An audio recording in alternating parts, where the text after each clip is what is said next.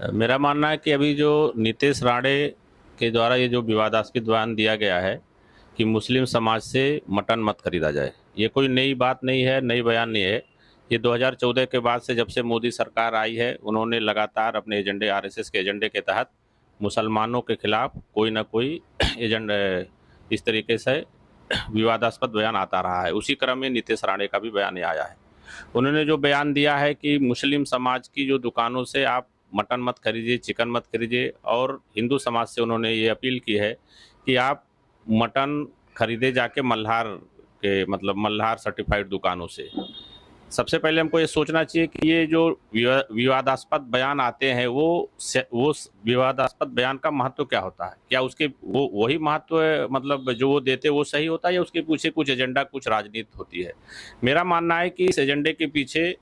एक नीति छुपी हुई है कि नीतीश राणे ने जो ये बयान दिया हुआ है मुस्लिम समाज को बाइकाट करने के लिए, मटन के लिए, ये मटन मत खरीदने के लिए, उसका सीधा सा असर उनका है कि उसको उनको ना तो हिंदू समाज से कोई लेना देना है, ना मुस्लिम समाज से लेना देना है। उनका मकसद है कि ये जो ऑर्गेनाइज सेक्टर है, जहाँ पे लोग अपनी सुविधा के अनुसार अपने मोहल्ले और गलियों के अंदर इस तरीके से खरीदते हैं मटन और चिकन, या अपनी सुविधाओं के अनुसार सस्ते रेट पे, ये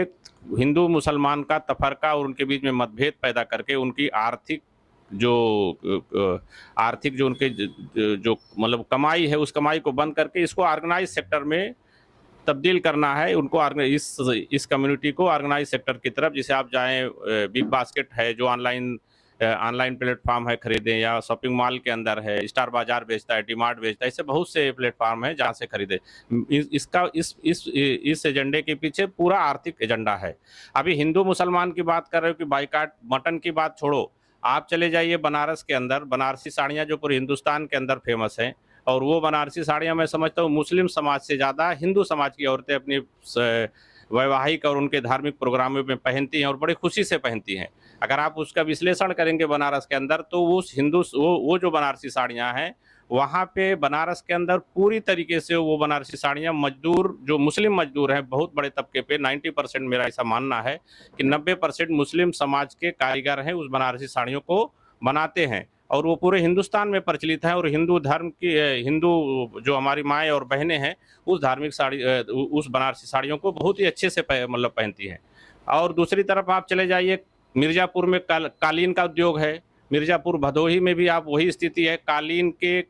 जहाँ पे कारखाने लगे हैं मिर्ज़ापुर में, वहाँ पे आप देखेंगे उसमें भी मुस्लिम समाज के लोग ही काम करते हैं, और बड़े पैमाने पे वो उसका बनारसी साड़ियों का और कालीन का उद्योग दूसरे देश के अंदर और विदेशों के अंदर वो मतलब लेके जाते हैं। तो ये तो हमारे गर्व की बात है कि हमारे देश का नागरिक जो है वो हिंदुस्तान के अंदर है, अपने श्रम से कोई चीज़ बनाता है। कालीन बनाते हैं मिर्ज़ापुर में, बनारस में बनारसी साड़ियाँ बनती हैं, जो बिना भेदभाव के पूरे हिंदुस्तान के साथ साथ पूरी दुनिया के अंदर हिंदू, मुसलमान, जैन, गुजराती, मारवाड़ी लोग अपने धार्मिक क्रियाकलापों और उसके जो उत्सव हो के दिन होते हैं, उनमें वो सब पहनती हैं। तो ये कल्चर, ये ट्रेडिशन रहा है एकता का, उसी एकता के जो ये यूनिटी है, उस यूनिटी को तोड़ने के लिए और उनकी आर्थिक रीढ़ को कमज़ोर करने के लिए नीतीश राणे जैसे स्वार्थी लोग, जो कभी भारतीय जनता पार्टी में, कभी शिवसेना में भी, कभी कांग्रेस में रहे हैं, जिनका खुद का कोई आधार अस्तित्व नहीं है, जो हिंदू समाज का खुद भला नहीं कर सकते, ऐसे लोग अपने स्वार्थों के लिए इस तरीके का वो देते हैं।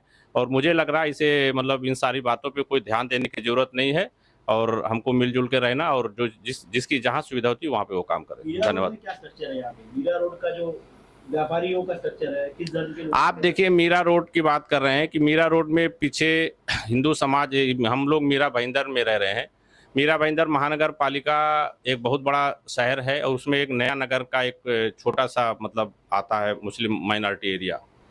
तो मीरा रोड के अंदर आप देखेंगे कि पिछले साल मीरा रोड में अभी जब नया नगर तो प्रचलित है यहाँ पे, लेकिन नया नगर का जो वो काफ़ी जो नया नगर का नाम आया पूरी दुनिया के अंदर, जब वहाँ पे प्राण प्रतिष्ठा, जो प्राण प्रतिष्ठा हुई, उन प्राण प्रतिष्ठा के अंदर यहाँ पे कुछ उपद्रवियों ये कर दिया, क्या नाम है, कुछ दंगे, मतलब इस तरीके के मन वो हुआ, और उसके बाद इसका नाम मीरा रोड के इसका नया नगर का वायरल हो गया पूरी दुनिया के अंदर कि नया नगर मुस्लिम कम्युनिटी है, ये है वो है, वहाँ पे हिंदू धर्म के लोगों को बहुत मतलब इस तरीके से देखा जाता है। जबकि अगर आप यहाँ पे देखेंगे नया नगर का भी विश्लेषण करेंगे तो आप नया नगर में व्यापारिक प्रतिष्ठान देखिए जो ज्वेलरी की दुकान चलाते हैं मीरा रोड के अंदर, वो 10 दुकानों में से 9 दुकान मारवाड़ी और नॉन मुस्लिम समाज के लोगों के, हिंदू समाज के लोग हैं, और खरीदने वाले कौन है? मुस्लिम सोसाइटी के लोग हैं। और वो आज से नहीं, सालों, जब से नया नगर, जब से मीरा रोड अस्तित्व में आया तब से यहाँ पे है।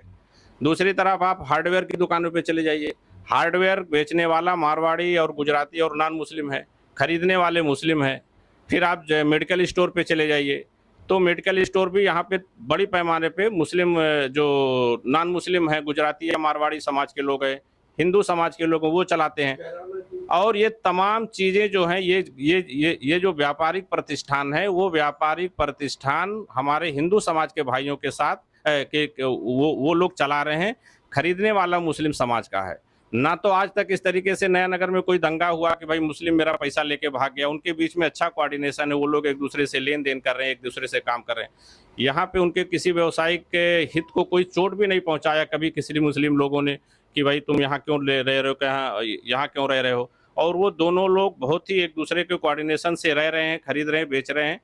और अगर आप दूसरे समाज, इसी मीरा भाईंदर के अंदर आप चले जाएंगे हिंदू बहुल समाज के अंदर, तो वहाँ पे इस तरीके की अफवाह फैला जाती है कि नया नगर तो मुस्लिम बेस मुसलमानों का है, वहाँ पे ये उत्पीड़न हो रहा है, वहाँ पे ये हो रहा है। लेकिन अगर इतना उत्पीड़न है तो ये लोग कैसे आज 20-30 साल से लगातार काम कर रहे हैं? तो ये है। तो मैं चाहूँगा कि इस तरीके की जो कोऑर्डिनेशन, इस तरीके की उनका जो सामंजस्य है, वो इस देश के लिए अच्छी बात है और इसी तरीके की परंपरा हमको जारी रखना चाहिए।